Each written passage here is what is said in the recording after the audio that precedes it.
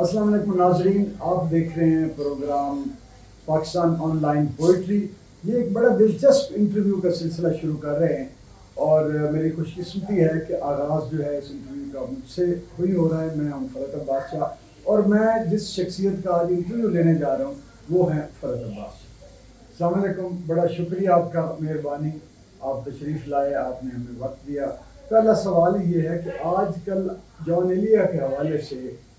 آپ کا جو ایک اٹھایا ہوا طوفان ہے اس نے پورے سوشل میڈیا کو ڈسٹرب کر رکھا ہے۔ یہ ڈسٹرب کرنے کی عادت کوئی آج کی آپ کی نہیں ہے، یہ بڑی مدت کی ہے، اور کیا وجہ ہے کہ آپ اس عادت پر قابو نہیں ڈال سکتے؟ سوال دلچسپ بھی ہے لیکن اتنا مناسب نہیں ہے۔ اس کی وجہ یہ ہے کہ اگر کوئی انسان یہ سمجھتا ہو کہ اس کو اپنے معاشرے میں کوئی رول ادا کرنا ہے، کوئی ایسے طبقے کی آواز بننا ہے کہ جو بول نہیں سکتا، جو گھبراتا ہے سچ بولتے ہوئے یا جو وقت کے فرعونوں کو للکارتے ہوئے، کیا یہ اچھی بات نہیں ہے کہ کوئی انسان اپنی ساری زندگی اس مزاج کو یا اس کردار کو برقرار رکھے اور لوگوں کو للکارتا رہے اور ان کو آئینہ دیکھنے پر مجبور کرتا رہے کہ آپ معاشرے کے ساتھ زیر و زبر کیوں کر رہے ہیں، زبردستی کیوں کر رہے ہیں؟ اور آپ کو میں ایک بات یہ بھی بتا دوں، مجھے کوئی ایسا میرا انٹرویو یا کوئی ایسا عمل یا کوئی ایسا میرا آرٹیکل دکھا دیں جس میں آپ کو لگے کہ میں نے اپنے لیے جنگ کی، اپنی ذات کے لیے میں بول رہا ہوں، پھر تو آپ مجھے کہیں کہ یہ میری عادت ہے، مجھے قابو ڈالنا چاہیے تھا۔ اس کا مطلب یہ ہے کہ آپ لوگوں کو یہ کہنا چاہتے ہیں کہ لوگ کسی دوسرے کے لیے، اپنے معاشرے کے لیے، سماج کے لیے ظالموں کے خلاف آواز نہ ہو۔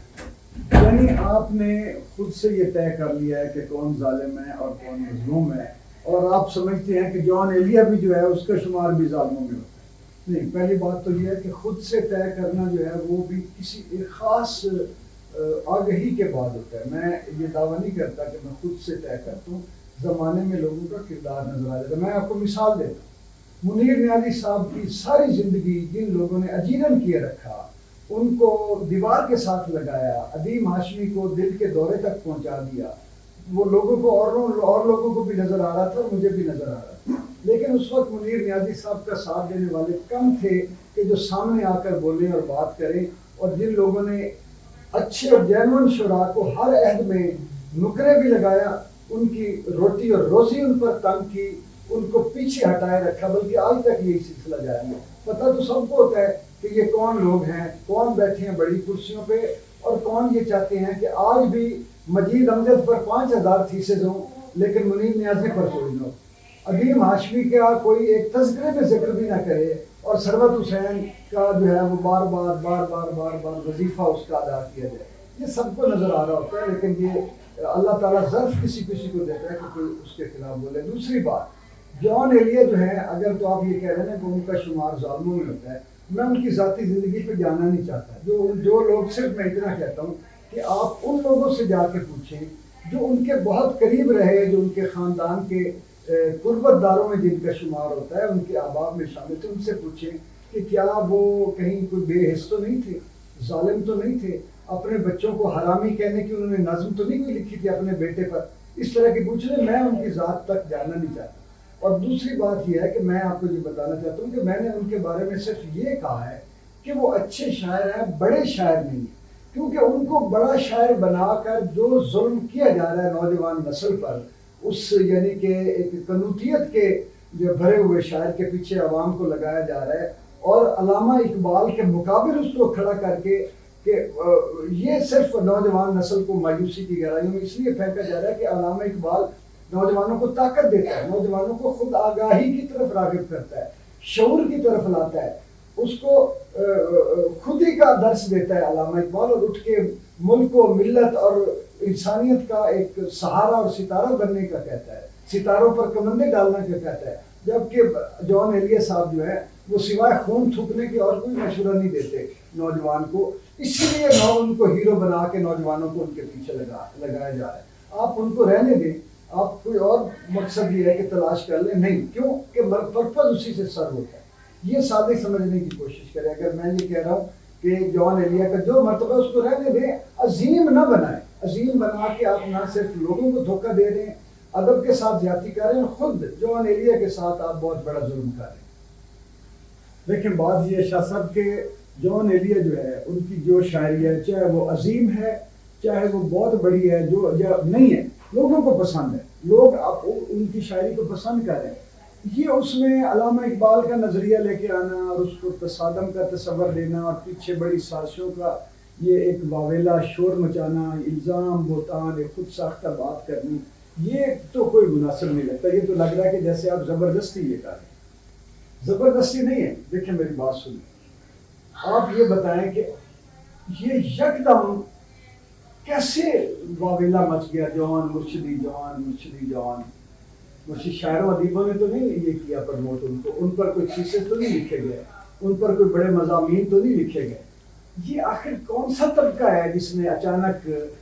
کہیں نہ کہیں پتہ نہیں، یعنی کہ اس کو ان کے مزار میں سے نکال کے سوشل میڈیا پہ اتنا اس کو بنا دیا۔ یہ غور کرنے کی بات ہے۔ دوسرے غور کرنے کی بات یہ ہے کہ جب سے جون صاحب کو اس طرح پورٹرے کیا گیا ہے، اس وقت سے ایسے مشاعرے شروع ہوئے ہیں پوری دنیا میں جن میں نعرے لگتے ہیں ہا ہو ڈھین چک،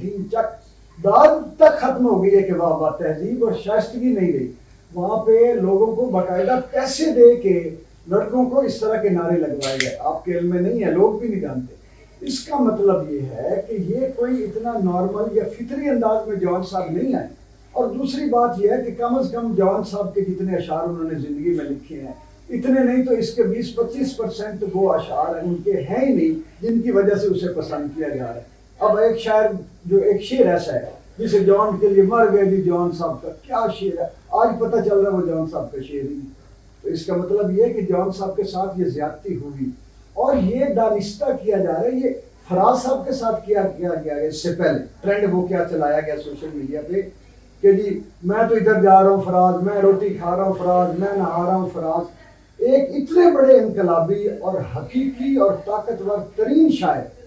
کو اس طرح مذاق کا نشانہ بنا کے پہلے تو اس کو سائڈ پہ کر دیا۔ پھر فیض صاحب کے جو نظریاتی، جو سوشلسٹ نظریات کے حامی آدمی تھے، جو غریب کے ساتھ کھڑے ہونے کی بات کرتے تھے، جو جابرانہ تسلط کے خلاف آواز جنہوں نے اٹھائی، وہ این جی اوز کے ذریعے ان کے جشن برپا کیے گئے اور ان میں طبلے پکڑوا کے ڈفلیاں ڈھولکیاں لال لال لال لال لال اور تماشا بنا دیا گیا۔ ان کو سٹریٹ سے اٹھا کے ان کو ڈرائنگ رومز میں بٹھایا گیا اور ان کے جشن جو ہے وہ آرٹ کونسلوں میں کروائے گئے اور عوام سے چھین کے ان کو اس طرح ایک بالکل مردہ قسم کا فیض احمد فیض بنا کے رکھ دیا۔ یہ جو باشعور لوگ ہیں وہ ان باتوں کو سمجھتے ہیں۔ عام آدمی جو ہے جن کو میں نے اب یہ دیکھیں کہ میں نے جون پر صرف اتنا کہا ہے کہ وہ اچھے شاعر ہیں، بڑے نہیں ہیں، تو ایک جم غفیر تھوک چاٹنے والوں کا خون تھوک چاٹنا،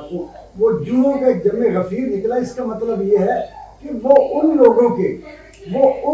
کے یعنی یہ تیار کیے ہوئے ہیں جن کی نشاندہی میں کر رہا ہوں۔ بہت شکریہ شاہ صاحب۔ ناظرین،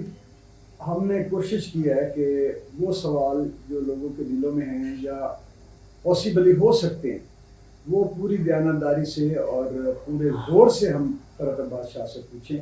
انہوں نے اس کا جواب دیا، تھوڑا سا تحمل کے ساتھ بھی دیا اور تھوڑا سا اگریسولی دیا۔ بہرحال ہم شاہ صاحب کا شکریہ ادا کرتے ہیں اور آپ کا بھی شکریہ کہ آپ پاکستان آن لائن پوئٹری دیکھتے ہیں، دیکھتے رہیے گا۔